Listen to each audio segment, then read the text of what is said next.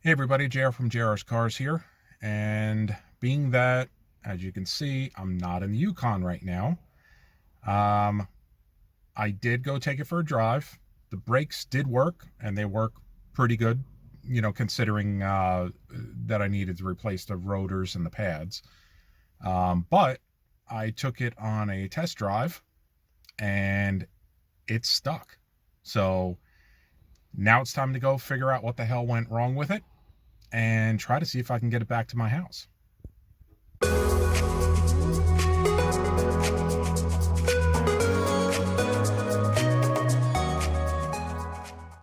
So the good news is the brakes worked fine. I had no problems with all the brakes that I put in there. So now it's not the problem with the brakes, it's the problem with the transmission. I got the truck back to the house, barely. Luckily, I didn't drive very far. I was only about a mile down the road. I got it back to the house. I guess after letting it cool off a little bit, it started working again, the transmission. So I was able to get it back to the house. The problem, of course, is as soon as I go to turn it on, transmission works for a little bit. So after about a minute or two, what ends up happening is I start losing what feels like fluid pressure. It just doesn't do anything. It free revs. There's nothing else. It doesn't move, nothing. I might get drive for a couple feet, but I lose everything in reverse. So here's where I'm at right now, and it's not good.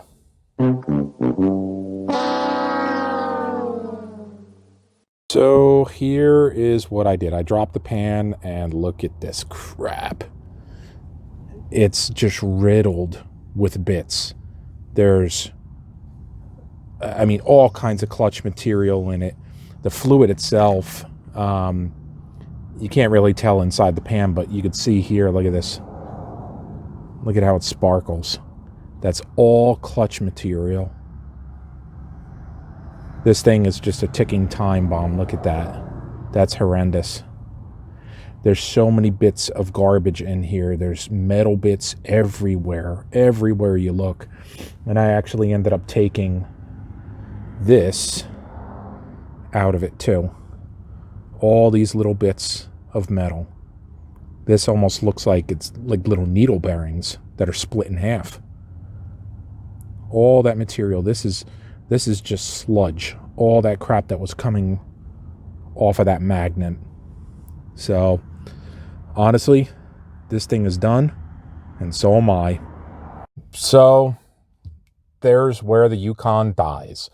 I'm not putting another dollar in this car. I'm not putting a transmission in it. It's just not worth it. The body's too far rusted out. I mean, if the engine in the trans was working okay, or if there was a way of making this transmission look okay, work okay, I would have considered, keeping it and not having any issues with it. But, with the rust on the body, everything else, I've already sunk enough into it. This is a sinking ship, and it's done for. So this project is done. It's going to go up for sale. Just whoever the hell buys it will probably buy it for the engine. Engine runs real good. It's strong, holds good oil pressure. Have no problem with that. I drove it around maybe about 2 miles. It was okay. I had no problem with it. All of a sudden I actually went one direction to go put air in the tires. And then I went past my house in the other direction. I got about a half a mile away from my house, and the transmission started acting up and being stupid on me. Now, I let this thing sit for a while. I mean, I've had it for probably about a good 2 months or so, two and a half months.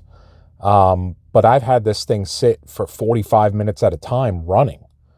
And I was able to put it in gear and have no issues with it. Right now, after taking it out on the road that one time, didn't work at all. So I guess this is where I'm signing off with this one because, like I said, I'm not putting another dollar into it. It's a sinking ship. It's not worth it in my book. So, I hope everyone is staying safe. And I'll catch you guys in the next video, but it won't be on this.